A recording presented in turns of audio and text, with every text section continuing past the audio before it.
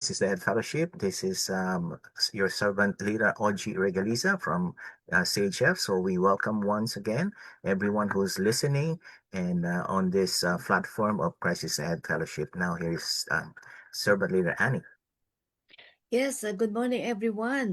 Welcome alive sa ating this Sunday special because we have a special speaker invited, and I'm so glad to introduce to you once more, Brother Lance Santa Ana from Korea, and is spearheading the fellowship in CCF Korea. Ayan.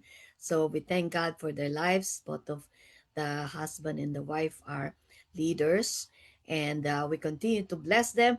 And also, I've asked them to actually bless us in return right here when we're going to invite them, because we are all in one body, serving one another. That's what Jesus prayed for and desired in John 17, that we are all be one and serve our Father God, so that we are all be one in Him and His love remains in us. Amen.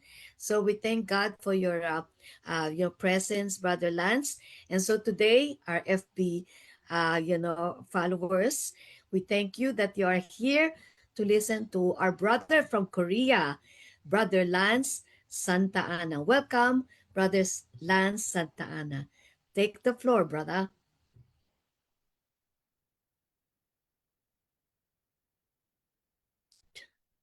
Unmute, brother. Hello, 안녕하세요. Yes, I'm Lance. So I'm so honored to be here, to be invited to be one of to share for the word for today.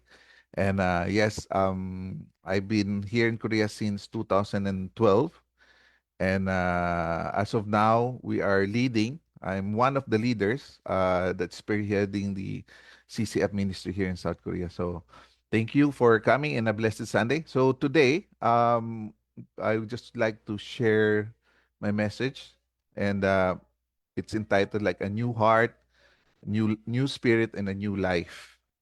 Right. So this is basically what I want to share is that how we should be, how Christ, how God changes us in our lives. So just want to share the scripture. My scripture is taken from Ezekiel chapter 36 verses 25 to 27.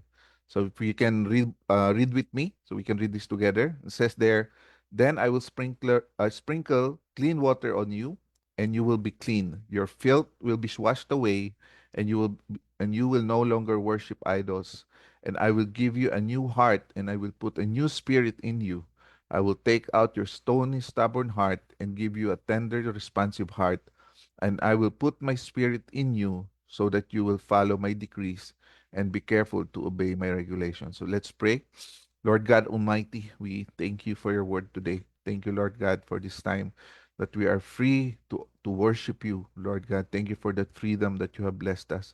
And Lord, thank you as well that we are assured that we are able to change because you have empowered us, Lord God. Thank you for the Holy Spirit, Lord God, that you gave us, Lord God. Lord, we pray, Lord, that as we go through your word today, Lord, we pray that you would humble our hearts, Lord God, so that we'll be prepared to receive your word and to receive what you want us to learn today, Lord. Lord, we pray as well that those words that will be receiving, Lord, will be like a seed that will be planted deep down in our hearts, Lord God, that it will bear fruit, it will grow and bear fruit, Lord, and it will be evident in our lives, Lord God. Lord, we pray, Lord, that Lord, be my mouthpiece. Let me be your mouthpiece, Lord God. That whatever I speak, Lord, that is coming from you, because at the end, Lord, it's never about me, but it's always been about you, because you are the one to be glorified. So, Lord, we just lift up to you the rest of the session today. Lord, we just want to give back all the glory, honor, and praises to you. All this we pray in Jesus' name. Amen and amen. All right. Right. So just to start with, I just want to ask question, and I believe every one of us are very much into this. Every new year, every new year we have that kind of how to say mindset that we want to change. So it's a lot. Like okay, I wanna start exercising, or sometimes we want to uh, change the diet, or I'll be better on this, I'll be better on that, And for me, I every year, one of my what like we call it a New Year's resolution is that I said I will lose weight. Yeah, I will lose weight. But the problem is that instead of losing weight, somehow um what's going on is the opposite way. So hard, especially for me that I love food. I love exploring food. Every time I went to places, the number one thing that I want to try is their food, the food that is very famous in that place. So it's really a challenge for us. Many people want, we want a better life. We try to change our habits. Like, okay, I'll be starting eating healthy right now, and or I'll starting today. I will be kind. I will be gentle, and so many things, that we want. But unfortunately, a lot of times we are not able to face or to do that, because if we really put it on our own ability, it's so hard, because for us as human beings, we tend to give up on our flesh. Whatever we want, sometimes even if we say we will do this, but when we are in that situation, like me, like I always say, I will not eat like this food or that food, but when it's served in front of me, it's so hard to resist. you know it's very difficult. But the good thing is that if we put that in that perspective in God, and not on our own skills or not on our own abilities, but in God, then it we will be able to change, because God changes differently in from us, because God changes from within us. It's not coming like just saying like this, but God will change from inside of us. You know, and the in this scripture that we have read, it says there, like, God plans three things. So he will cleanse us from our past, okay, and then he will change our hearts, and he will empower us with the Holy Spirit. So these 3 points I want to share today. So the 3 points that I want to share today is, like, first one is that he cleanses us from our past, and then number two, he changes us, as he changed our hearts, and then the third one is he empowers us through the Holy Spirit. So point number one is, I want to share in verse 25. It says there, "Then I will sprinkle clean water on you, and you will be clean. Your filth will be washed away, and you will no longer worship idols." So before God deals with our future, before God changes our future, He actually deals with our past. Because without looking back, we will not know where we started. So that's why God will, you know, um, will deal with it first, so that we'll be able to see what's ahead. So many people carry guilt, shame, regrets, painful memories. Some wish they could go back and then change those mistakes that they made. I'm that one. So many things that I made in the past that I wanna, like, if I can just go back there and I can just fix that one, I would really be a better person. But the thing is, God's grace, which is what we want to understand, is God's grace is greater than our failures. So whatever our past is, it's already the past. Now God will deal with us once we are able to once God was able to deal with our past, then we are able to move forward and be a better person. Okay? So one best example for this is, the story of the adulterous woman that was presented to Jesus Christ by by the by the Israelites. And they're saying that this woman was caught adultery, like, red-handed. It was really there. Like, so they're asking Jesus like, what should we do with this woman? And then they even said that according to the law, what she did is actually has to be put to death. That's the punishment that she deserved. But Jesus, looking at that, Jesus didn't see that kind of situation. You know, Instead of showing that judgmental or pointing out that wrong things, Jesus showed her mercy. Jesus showed her mercy, and even in here, as we read here in John chapter 8, verse 10 and 11, and then Jesus stood up again and said to the woman, "Where are your accusers? Didn't even one of them condemn you?" And then the woman replied, "No, Lord," she said, and Jesus said, "Neither do I. Go and sin no more."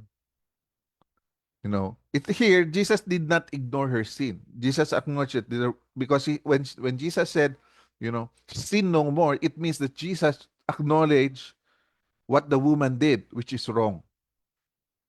But the thing is, as I've already mentioned, God's grace is better or greater is than our sin. And that's what Jesus showed in this passage. He forgave the woman, you know, and told her that go and sin no more. So this is actually love being shown to that woman. So, I just can imagine so many times I feel like I'm so, how to say that feeling, condemned or guilt, the too much guilt in myself, like if I did something wrong. And then sometimes I would think like maybe I don't deserve to go to church, or maybe I don't deserve to do that praise and worship, or even I don't deserve to share the word because of what I did. Like I'm not worthy at all.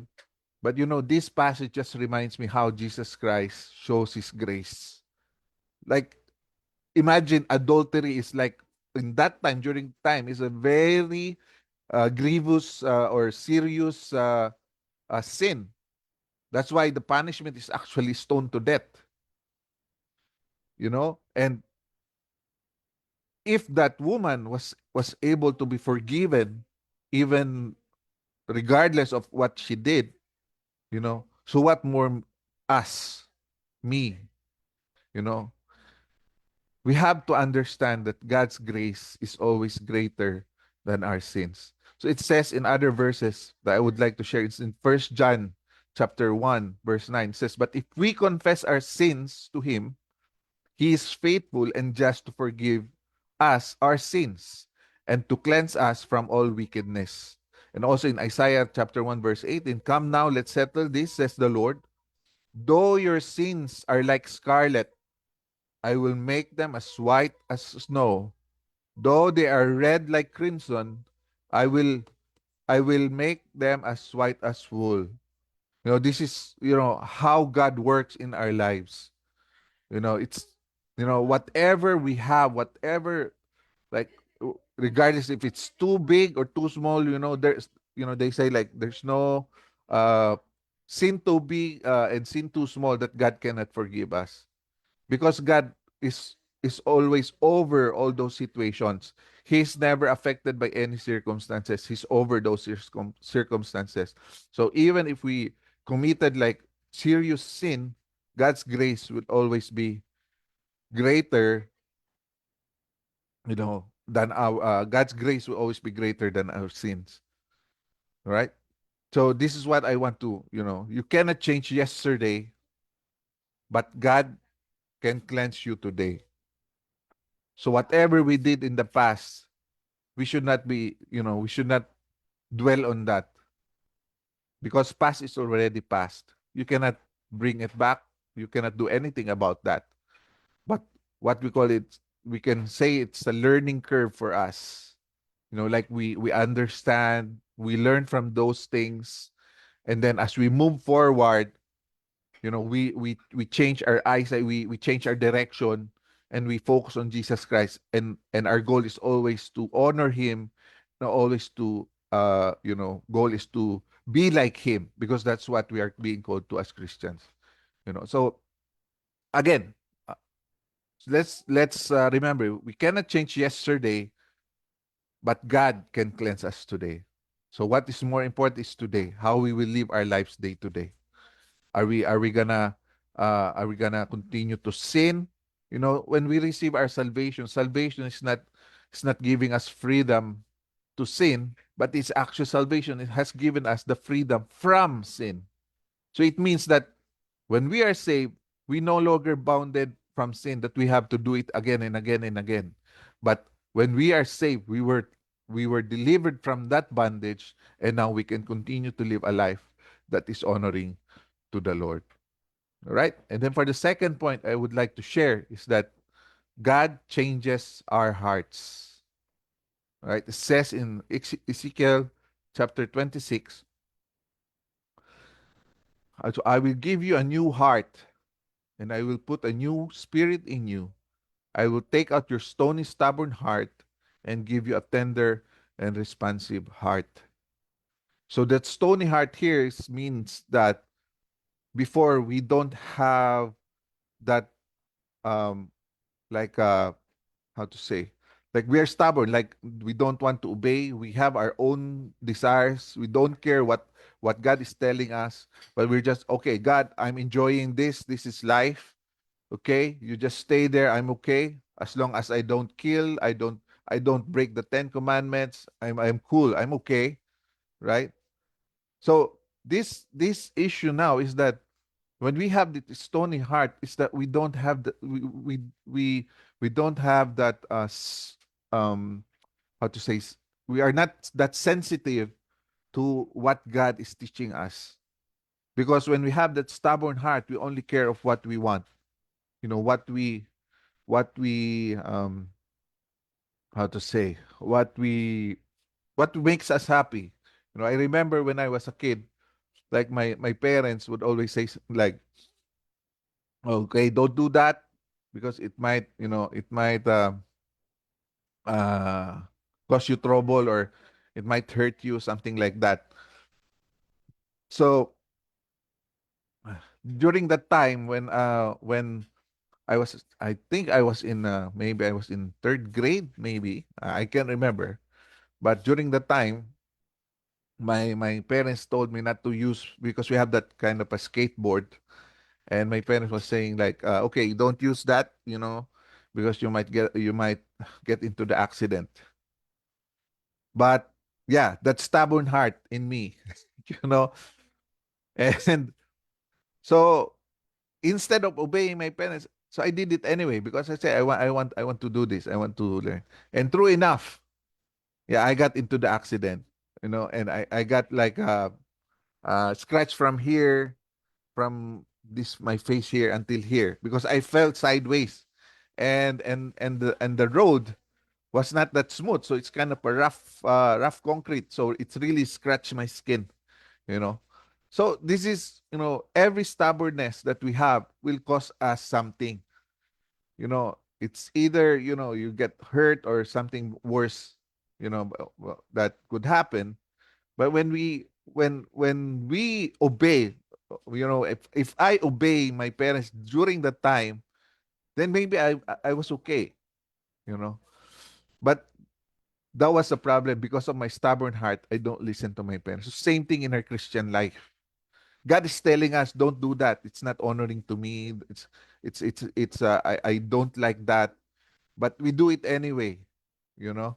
And once we committed it, and then we experience that the consequence of our action, then that's the only time that we'll be able to realize it.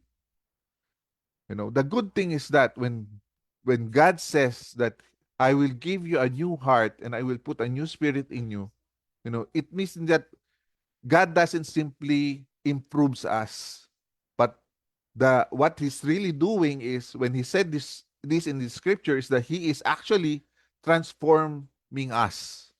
He transforms us. Improvement and transform is totally different, because improvement is just like you know you're just like a little better, like, not totally changed, still have the same thing, but just a little better. But when we say transform, it's totally changed. So when God says that, I will give you a new heart and I will put a new spirit, it's actually transforming us into a new person. No, He doesn't change what we do, but He changes who we are. Because once we are changed who we are, what we do will also change. Because that change will come from inside going outside. It will because we can always do something nice, something good, even if your heart is still bad. Like giving gifts. You even if you don't like that person, you don't love that person, you can actually still give gifts to that person. But you can never love a person without giving. Because if you love a person, you will basically just give it. Naturally, it will come to you. It will just, you're just gonna do it, you know? And one person that I would say that goes very close in this uh, perspective is like, if we all know Paul, which is Saul by that time. He was called Saul. And Saul was really like how to say, he's the man when it comes to persecution. Like he drags out he drugs people, that follows the way. They During that time they call it the way, the Christianity, that one. And even we all know that when Stephen, the martyr, Stephen was killed through stoning when he was being stoned. We all know that Saul was the one holding the coats of those people, you know, that is killing Stephen. So imagine you're holding the coats. It's just saying like, okay, oh, if so that you can do this, I'll take your coat so you can move freely and you can more be more effective in doing your task of stoning Stephen. So what Paul is like, he's agreeing, like totally agreeing, like, yeah, that person deserves to die because he follows the way. That's who Paul is. And we all know that when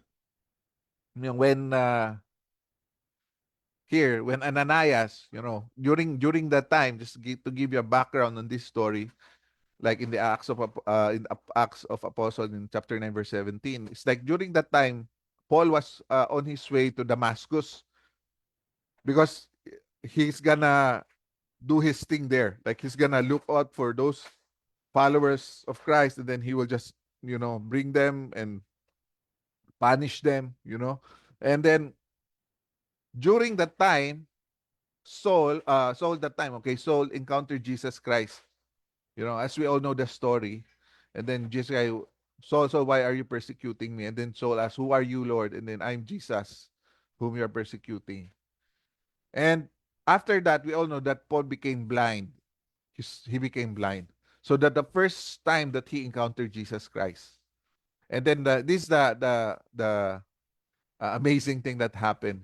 Ananias, one of the followers as well, God told Ananias to go and look for Saul, and said that, you have to go there and that his sight will be regained. And we all know Ananias know this guy. This guy is like, Lord, wait, isn't this the guy who killed your people? Like, is it the guy? Come on. Just paraphrasing, but I'm just imagining what's going on in Ananias' mind. Just saying like, are you sure?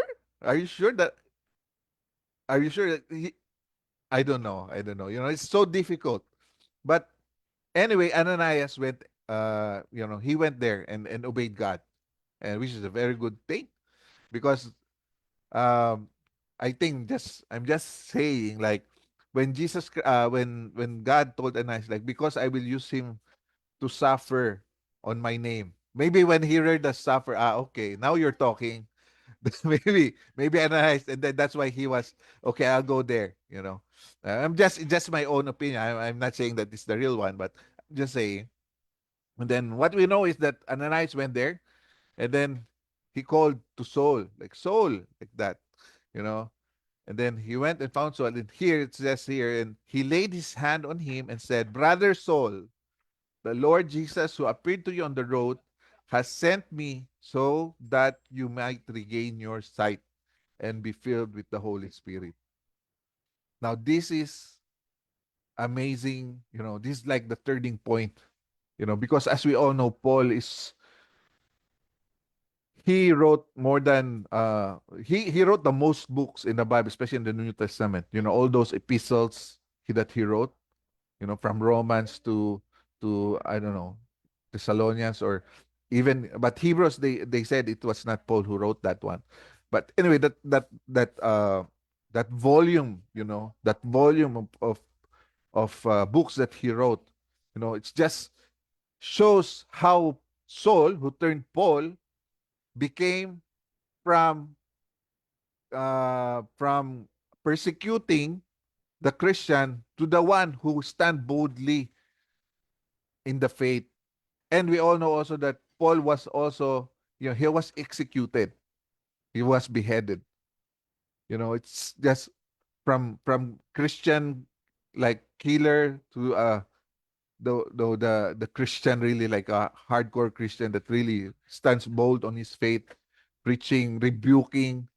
If we read onto the word, we even know that Paul even rebuked Peter at some point because of some wrong mindset that Peter did. That's how Paul was changed. And it says in Second Corinthians chapter 5, so this is one of the famous verses, that says this, that this means that anyone who belongs to Christ has become a new person. The old life is gone and the new life has begun. What a promise. What a promise. Because every one of us, went through this. When we receive Jesus Christ in our lives, the old life that we had is already gone and the new life has begun. When I was when I was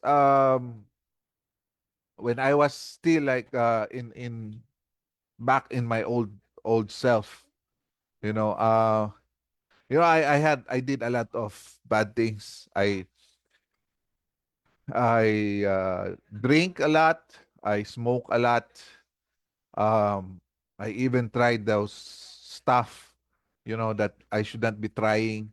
And then in my workplace also before, I used to cheat a lot for the allowances because my job was like a field service engineer. So I do places and do service, and of course we receive that a certain amount of allowance, and I always cheat it. Like if the hotel cost like the budget for the hotel is cost like let's say 1,200 pesos in pesos, because that's what's like way whack. I don't know if there's still hotels that are that price, but during the time, and then what I will do is that I will look for a cheaper hotel, like maybe half the price, and then what I will do is like I will ask the reception that when you give me the receipt, you have to put 1,200. So that's how I cheat. And then so they will do that. So when I reimburse or the expenses, then I got like a 600 kickback on that point. So I was doing that. But when I started to uh you know change and receive Jesus Christ, I changed from that point, and then actually to the point that my colleagues was they got upset about me because they said that I broke the, how to say, the tradition kind of thing. The tradition, because it's a team, like we're a big team, and I broke, and true enough, they got some they got angry to me, like why you did that, now we cannot do this anymore because you did this, no, it was really hard on my side, but I have to stand on what is true. So even though they are keep telling me anyway, but I left that company because I cannot stay there if that's the system. So I asked God to help me, and then He moved me to another company. So that changed from a money lover, money taker to an honest person. It's not easy. But that is how God changes us. He will give a new heart, a heart of flesh, instead of a heart of stone. So in the same thing, we will have that same experience.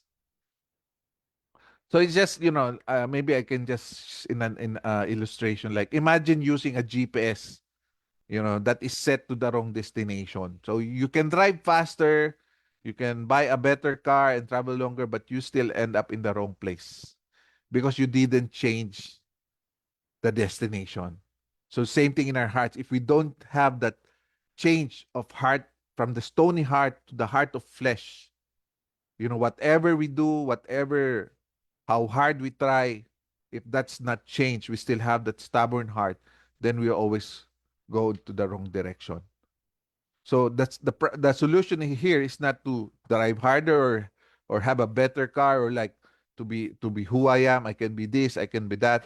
You know, the best solution is we have to change from the stony heart. We have to change to the right direction, so that even if we have a old car, but we are in the right direction, we will be able to reach that destination. So that's how God do in our lives. He will change our direction. He will change. When we say direction, He will change our desires and our purpose from our own desires to His desires, from our own purpose to His purpose. So many people right now, a lot of people are very successful. Like they're living the dream. They say they're living the life, but still they feel empty inside, because that's the problem. If you don't have that right heart, even if you have most everything, you still feel empty, because only Christ can fill that void inside your heart. When Christ enters a person's life, priority begins to change. The things that once seems important to you, to us, become less important, and what more important is what we want to please God. That would be, that would be our focus now. So when our heart are changed, you know, from stone to flesh, and then a new spirit will be in us, everything changes. Our mind, our perspective, the way we see things, the way we respond on situations.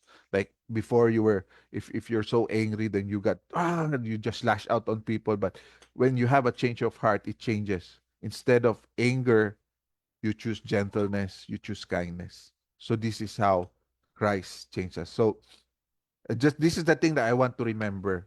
I want us to remember. So God does not just improve the old heart; He gives us a new heart with new desires, new priorities, and new purpose. And all those things is focusing on us to to honor Him, to give glory to Him, to praise Him, to worship Him. We everything just changes from us to God. That's how we are being changed. And then the third point, this would be the last point that I want to share, is that God empowers us through His Spirit. So it says in Ezekiel in verse 27, and I will put my spirit in you so that you will follow my decrees and be careful to obey my regulations. Right? So God asks us to live for Him in our own strength.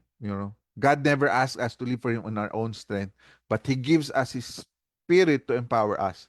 Because out on our own, if we try to do it on our way, our way will always not be the best way. Because at some point during that journey, we will always fall short on things. But what made Christian to do and be able to do what God tells them to do?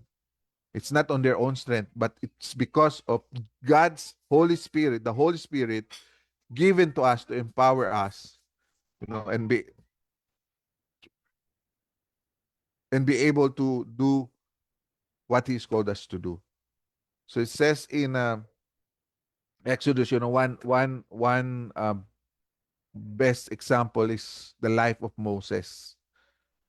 As we all know, when God called Moses, Moses was so hesitant. He was so double-minded because he's so worried that he will not be up to that level to fulfill the calling that God gives to him. He even said in chapter 4, verse 10, he said there, but Moses pleaded with the Lord, "Oh Lord, I'm not very good with words. I never had been, and I'm not now. Even though you have spoken to me, I get tongue-tied and my words get stumbled." So Moses actually have that problem of stuttering, or when he speaks, he will like that. He's not a good speaker. He he uh he don't have that ability in short, you know. But the thing is that God said, that he's not the one. Moses will not be the one to do that, but you know, God will be able. God will be the one to make it possible uh, for him to do that calling that he's being given. And God even asked, like, who shut the mouth, and it just says that God is able to do, if we, okay, the thing is that, when we are too proud on ourselves, like we believe, we trust ourselves that we are, yes, I'm so good, I'm so great. I can do this. Yeah, Lord. If and then okay, Lance, you can do this. Ah, yeah, Lord, easy, easy. It's just a pie for me. I can do that. The problem is we are already shifting from a God dependent to a self dependent, and that is the problem. That's why if you look at the throughout the Bible, when God was calling certain people, those people are actually, those are not good, or we can say the people that were not qualified in a way. We have Moses, we have Gideon, even David. He was a shepherd boy. Those people are like, when we look at in a human perspective, it's just like, he cannot do this. He's nothing. He's nobody. But the thing is, God does not call the qualified. He qualifies whom he calls. So for example, despite Moses' fear, God used him to confront Pharaoh. And as we all know that Moses was the one who led Israel out of Egypt. And the greatest miracles that I would say, in my personal point of view, you know, Moses did it. One of the most amazing miracles that I would say, if I went to have, if I go to heaven, and then, I will just go there, and then I will ask, like, can you show me once again how you split the Red Sea? Because I can imagine how it will look like when the sea was divided and there's a clear path in the middle. I just, until now, it's just so amazing. I want to see that one, you know. And the person who made that possible was Moses, who were saying that he's not worthy. Yes, because God is the one who will empower him. Amen. You know, for example, actually, when I was preparing, when uh, Tita Annie was asking me to share the word for today, I said, okay. I already had some prepared messages before that I can use, so I'll just do that. But while I was doing my devotion this week, I encountered uh this verse, like, change of heart, because um for me it was really like, because one thing that God is teaching me this year, I would say, is humility. And to be honest with you, I'm a person that is kind of how would I say, like, kind of overconfident person in some way. Sometimes I can even convince people when I say something that are not really sure, and then when they hear it, they will say, "Ah, really, really," like that. So I have that kind of mind. But there's a one situation that happened in me in the company actually, that God taught me humility, and it was so hard for me to accept.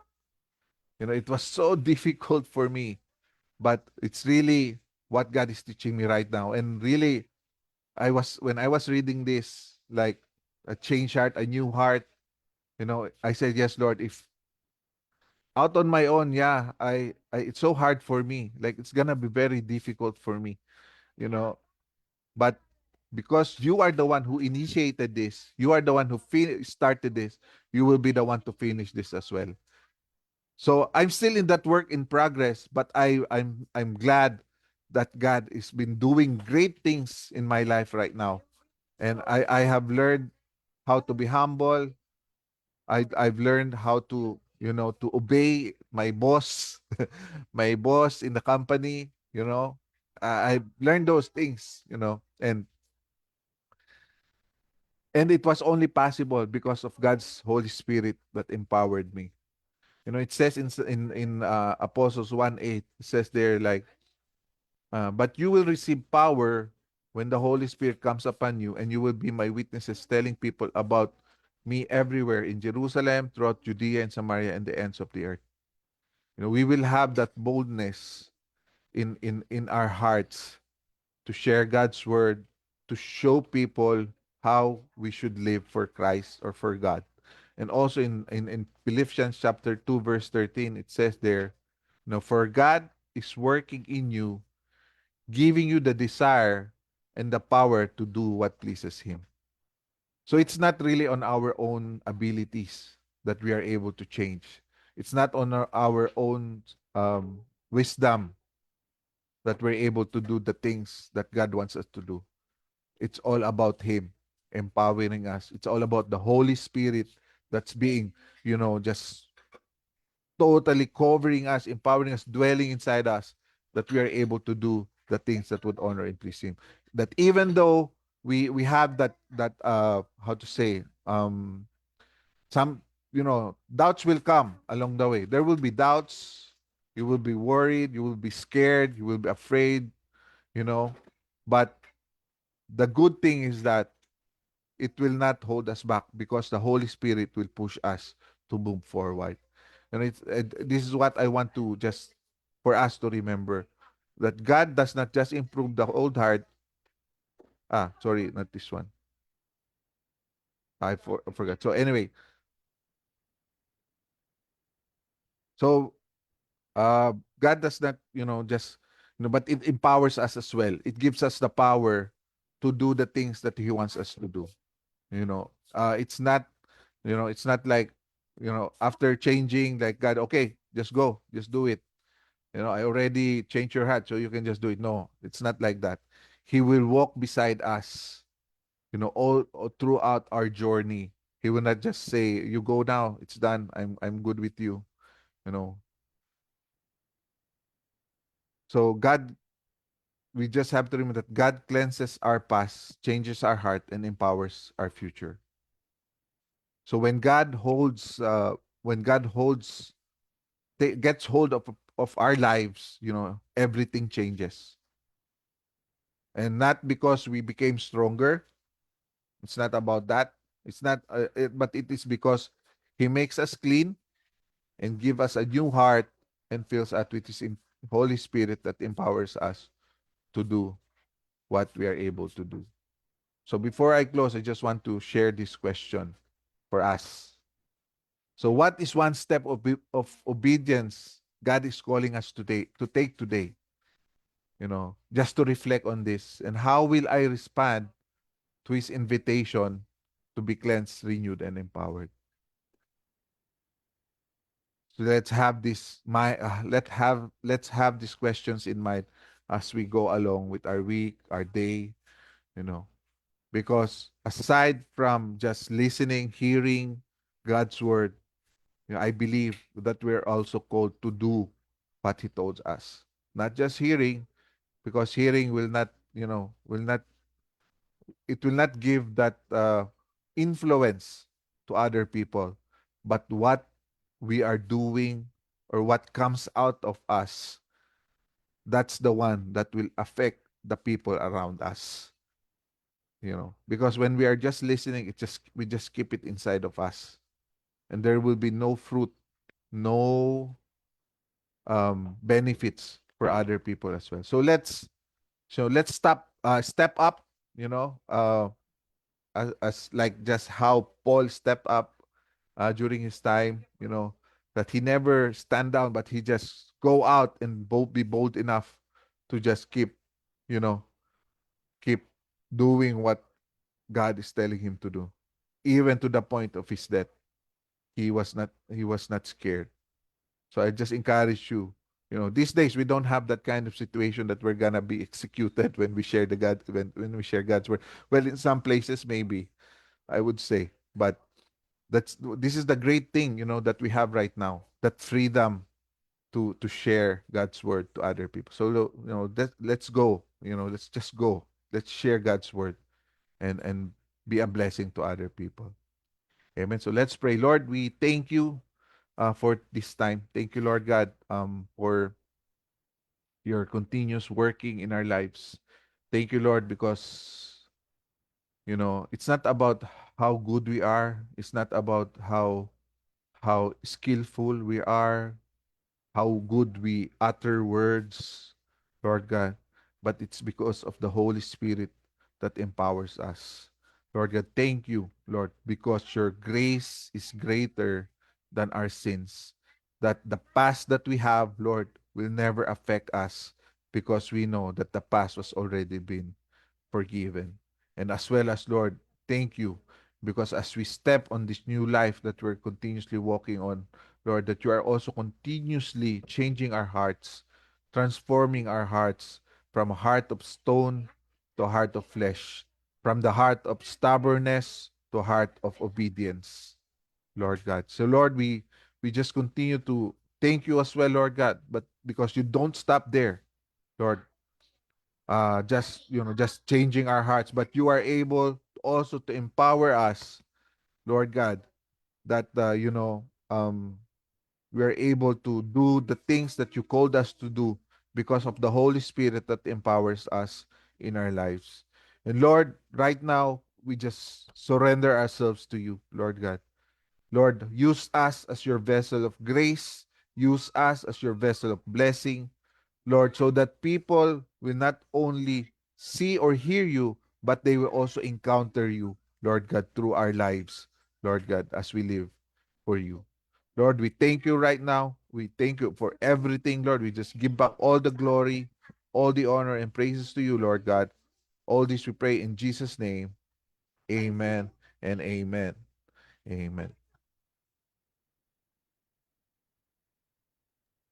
Amen. Yes. Praise the Thank Lord. you. Yes. Yeah, thank Amen. you so much.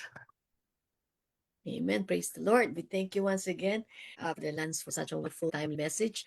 And it's actually very empowering to remind ourselves that no longer the past, dictate to us who are we now in Christ, and also the Holy Spirit, no, to always guide us.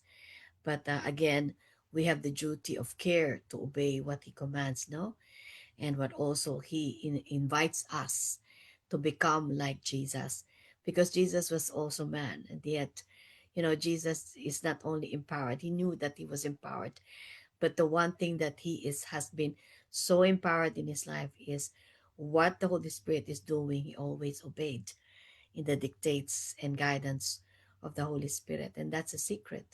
That's a secret. We are all men and given this new life in Christ, and we have been given change, by the grace of God, change and being transformed. The most important thing is the empowerment of the Holy Spirit, because without that, we'll not be able to do what God wants us to do and called and would change us to be like Christ. Amen. So thank you for sharing that complete message about basically who we are and how we can move on and be guided continuously by this amazing presence of the Holy Spirit. We have the age of days, yung sinasabing dispensation. Before the Father speaks to us audibly in the Old Testament. And then second, he was with us through Jesus Christ. And when Jesus Christ left, he sent the Holy Spirit in all of us. And so we have to be guided by the Spirit. Amen. We have to be empowered living by that Spirit.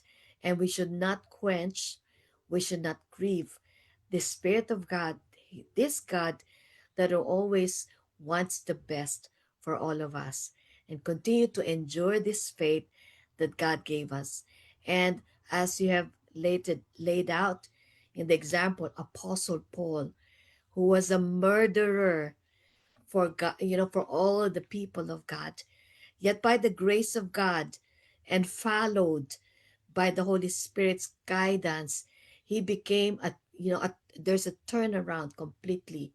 Now he becomes the bold gospel preacher, and as you have said, and we have seen in the Bible, became the author, the great apostle in the New Testament.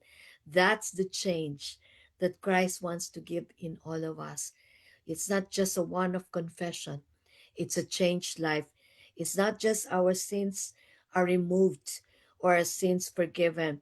It is a new life that God wants to bring out in all of us, and moved in that new life with Christ through the Holy Spirit. So thank you so much for that wonderful message. And I hope all our readers, our listeners, our followers and hearers, not readers, but that you are all also empowered today. And may we Amen. close in prayer. Father, we thank you for the day. We thank you for what you have given us, an opportunity to continue to spread the word of God, and that your people will continue to be empowered, that we will continue to be enduring in faith, that we will continue, Lord God, to give you all the glory, all the honor, and all the praise in all of our lives. And Father, thank you for Brother Lance. May you continue to bless him and his family. You're calling upon them. May you shine upon their lives. May your spirit continue to spur them on. Give them your anointing presence, increase in their lives, and bless them. I thank you, Holy Spirit, that you will orchestrate everything for the good of your people right there in South Korea, where Brother Lance is being used, and the whole family. Bless them, mighty God. Continue to shine upon them, and your anointing guides them. Thank you, Holy Spirit, for today. We give you back all the glory and honor to you, Father, Son, and Holy Spirit. We acknowledge you as our God. To you be all the glory, the honor, and the praise. Amen and amen. Thank you so much Amen. for Amen. today, our FB watchers, followers. We thank God for your support always. And Brother Lance, say goodbye to our friends for today. And see you in Korea, Lord willing. And Yes. God bless you all. Yes. Ano bang Yes. tawag Korean? Anong nga yung or anyong hikayo? Like that. Ayun, Yeah. anyong kaseo. Annyeonghaseyo. Yeah. Anyong Yeah. Thank kaseo. you so much for having me Thank you here, so and I'm much so too. honored to have. And thank you so much. Thank you. And again, it will be next time, not the end. Okay? Thank you so Yes. much for Anytime. Anytime supporting po. us. God Always. bless you, God Lance. bless po. God bless. Thank